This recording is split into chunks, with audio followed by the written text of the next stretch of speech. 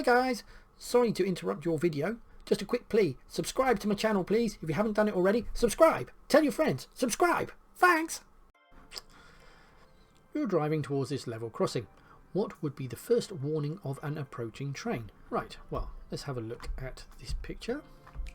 Here we have the traffic light, effectively.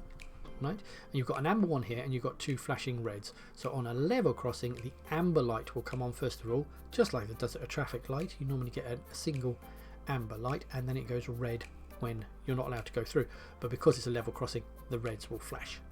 Okay, so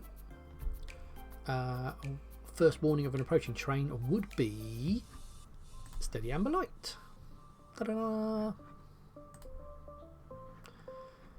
There you go, steady amber light followed by twin flashing reds. An alarm will also sound to alert you that the train is approaching. Good, right. You're behind this cyclist. When the traffic lights change, what should you do? Well, let's see what our options are. Try to move off before the cyclist. Not really, if he wobbles you'll hit him. Allow the cyclist time and room. Quite right, as you would any cyclist. Turn right but give the cyclist room. No, tap your horn and drive past through. Nah. We know the score. Don't endanger people's lives. They're entitled to be there. You intend to turn left at the traffic lights. What should you do just before turning? Well, I'm going to turn left, so I'm heading off over there. So there could be something coming down on my inside, like a cyclist or anything like that. So before I turn, I've just got to check there's nothing down here, haven't I, really? Well, I've got to check all around, but particularly on my left-hand side. This is why when I'm teaching you to drive, I say to you, when that light goes amber, you do a 3 mirror check because you know exactly what's around the car and then you can go in any direction you like. Right, so check your right hand mirror. Okay, move up close to the car ahead. Why? What's the point in that? Move out to the right. Only if you're driving a very long vehicle like a bus, you will need to do that. Check for bicycles on your left. Makes sense. Don't want to squash them. So if you're being in a queue of traffic and are about to turn left, check your near side for cyclists as they often filter past on the near side of a slow moving or stationary vehicles. Why should you reduce your speed here? Right, let's have a look at this picture. I have got no pavements, so possible pedestrians in the road. I've got a staggered crossroads up ahead, as I can see here, 220 yards. I've got my road goes ahead and I've got a turning on my right and then one on the left, and I can see a lorry waiting to come out. So staggered crossroads, yeah, and we've got this area in the middle, which is to separate people from oncoming traffic. So it's obviously a place where there's been an accident or such like before. So why should you reduce your speed here? A staggered junction is ahead. I'll give you that. There is one. A low bridge is ahead. No, there isn't. The road surface changes ahead. Does it? And the road narrows ahead. It's getting wider. It's a staggered junction. And the reason we slow down is because traffic could be turning off or pulling out ahead of you to the right or the left. Vehicles turning left will be slowing down before the junction, and any vehicles turning right may have to stop to allow oncoming traffic to be clear. Be prepared for this, as you might have to slow down or stop behind them. What might you expect to happen in this situation? Right, well, in this situation, in 800 yards, the right hand lane is shutting. That's what that means. Dead end.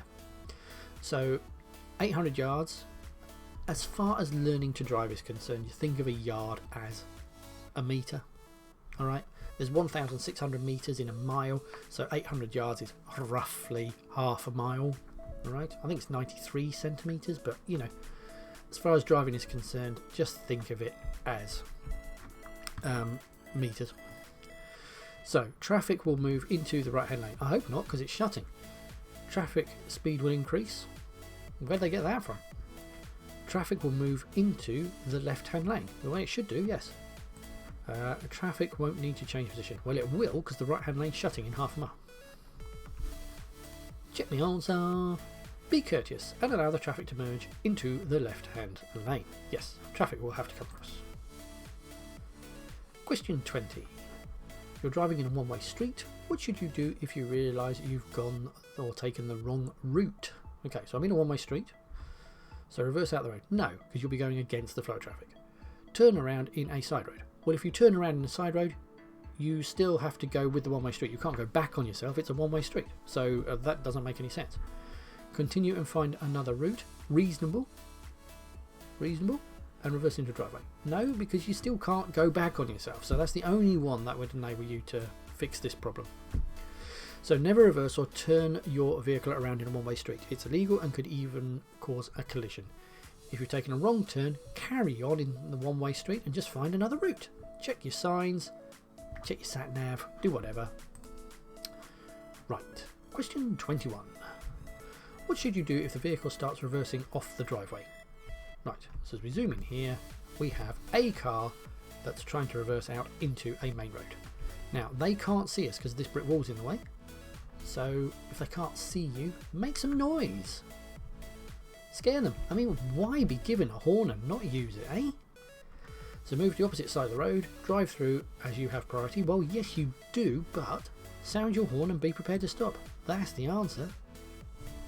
If you've got a potential vehicle coming to drive at you whilst you have priority anyway, I would go beep and get ready to stop. Just make sure they've actually stopped. I mean, it could be an old person, in which case they might even be deaf. Not that all old people are deaf, but you know what I mean. White lights at the rear of a car show that the driver has selected reverse gear. The driver is hidden from view, so can't see you approaching. Sound your horn to warn of your presence and be ready to stop if the car reverses into your path. Quite right. If I was driving on the road and I saw a car coming out and he couldn't see me, I would not drive behind that car until I know exactly what's going on. What we want to be doing is we want to make sure we are seen. Like some of the videos I've put else out there, if you've got a lorry, for instance, if you can see the driver in the mirror, then he can see you. But if you can't see the driver, he doesn't know you're there. And exactly the same situation arises in this one. That car driver cannot see me, therefore don't put yourself into a dangerous situation. Just be prepared to stop until the problem has gone. You're driving on this dual carriageway. Why may you need to slow down? Well, let's have a look. Right. Okay. Delays possible. 1 mile ahead. Roadworks. That's what that is. Right. Zoom in. There you go. That's your roadwork sign. So there's a broken white line in the centre of the road. Well, yeah, there would be. There's 2 lanes. It's a centre white line. There are solid white lines on either side. They just mark the edge of the carriageway. There are roadworks ahead of you. There are. There's no footpath. True, there is no footpath, but that is not why I might need to slow down. I'll keep an eye out for people walking in the road, but we've been warned of something, so that's the thing that you want to be drawing to your attention, that you're reading your road sign.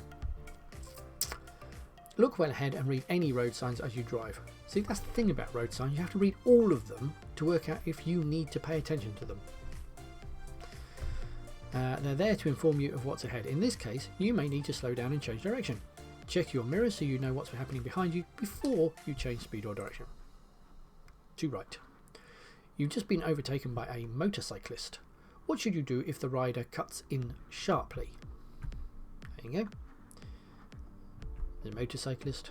So they cut in front of me. Well, presumably if they're overtaking me, they're travelling faster than me. So out of all that, I would just keep a safe gap. I mean, you know, such is life. Somebody overtakes and comes back in front of you. You always drive at a safe distance, don't you? So correct, if another vehicle cuts in sharply, ease off the accelerator and drop back to allow a safe separation distance. Don't react particularly, you know, don't overreact by braking sharply or swerving, as you could lose control. And if vehicles are too close behind you or unprepared, they could crash into you. You want to turn left at this junction. What should you do if your view of the road is restricted? Right. Yeah, we've got limited view here. Right, so stay well back and wait to see if anything comes. Well, if you stay back, you can't see if anything's coming, can you? I mean, if I had to look through a hole, I have to go, and then I can see if anything's coming. There's no point in being here. I still can't see if there's anything coming. So staying back doesn't help. Build up your speed so you can emerge quickly. What? There might be a bus driving at me, so you approach at high speed? I don't think so. Stop and apply the parking brake even if the road is clear. Why? You don't have to stop at junctions if there's nothing there. So approach slowly and edge out until you can see more clearly. Yes, peep and creep, people. That's what we talk about. So approach slowly and edge out. So you want to aim short, first gear, creep up to the junction, looking left and right, and if it's all nice and safe, drive on. You should slow right down and stop if necessary. Fine, if there's something there, stop. If there's nothing there, carry on. At any junction where your view is restricted, edge forward until you can see properly. Only then can you decide whether it's safe to go. What should you do if it's raining and you're following this lorry on a motorway? Okay, so you're following a lorry, spray coming up, can't see very much. The further back you drop, the better view you have, the less likely it is you're going to slide into the back of the lorry. The roads are teeming, they're really wet. It's teeming down here. So, allow a 2-second separation gap. Right, 2-second gap is for the dry. Switch your headlights onto main beam. If I go main beam, as opposed to dip beam, then I'm going to blind everybody. Move into a lane that has less spray. Well, you could do, but any other lane is for overtaking, so you need to be faster than the vehicle that's in your lane if you're moving over to another lane. And be aware of spray reducing your vision. Fine. I think I'd be aware, I would drop back. I wouldn't go slower, I'd just have a bigger gap so I've got time to react, and if I hit water I'm not like going to aquaplane into the vehicle in front of me. So the usual 2-second gap increases to 4 seconds when the roads are wet. If you stay well back, you'll be able to see past the vehicle, be out of the spray thrown up by the lorry's tyres. Give yourself more time to stop if the need arises. Increase your chances of being seen by the lorry driver. There's a video, Transport for London video that I've done all about lorries. Go and have a look at it. You're driving towards this left-hand bend. What dangers should you be anticipating? Right, so there's no pavements. That's my first thought. I'm going to a crest. Its road narrows. We've got bushes either side, right? So lorries and things will be more central in the road because they don't want to take their door mirrors out on the bushes. We might have pedestrians walking in the road, so I might need to go around them. This sort of thing I'm looking for. So let's have a look. A vehicle may overtake you. Well, I mean they might, but mud on the road. I can't see any mud. The road getting narrower? Pedestrians walking towards you. Quite right, because pedestrians have been told that when you're walking on a road with no pavement, you walk facing oncoming traffic. That way, if a car comes and he hasn't seen you, you can jump into a bush or something to get out of the way. So there you go. Pedestrians walking on a road with no pavement should walk against the direction of the traffic. You can't see around this bend, and if pedestrians are in the road, you need to be able to deal with this situation safely. Always keep this in mind and give yourself time to react if a hazard does appear. Now, what I would do is I would move slightly more to the right here so I get a better view around the corner. Make sure you're not being overtaken yourself, of course. But I'd move to the right. If a car came, you've still got time to get back to the left a bit more. But if there was a pedestrian walking near the pavement, as you come around the corner, you will be further around, so you're less likely to clip them. I'm not suggesting you move fully into this lane, but moving to the right and maybe straddling the white line will help.